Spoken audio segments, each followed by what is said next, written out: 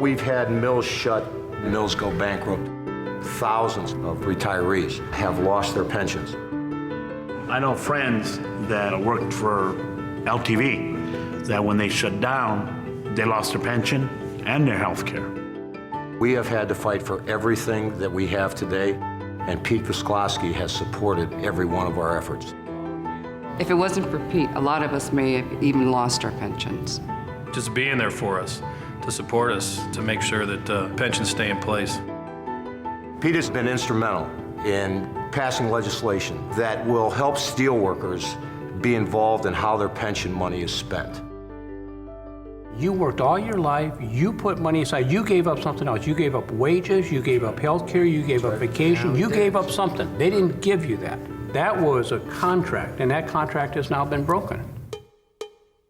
During the downsizing, Pete was helping us out when China was dumping steel.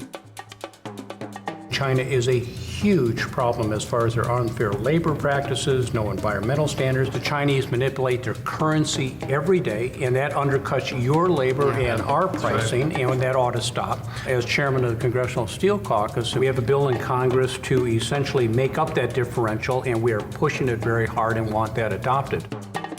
As steel workers and as a steel community, we ought to be concerned about unsafe steel coming into the United States. You don't need another bridge collapsing. Right.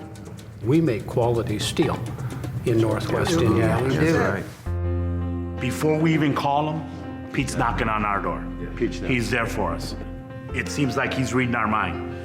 That's one thing about Pete. We don't have to hesitate to ask him. Usually he's here before we even bother to start thinking about it. Whenever there's an issue, you're gonna see him in the head of the line, not behind it. He's gonna be there, he'll talk to you like he's your neighbor. Nobody has fought harder for steelworkers than Pete Visclosky.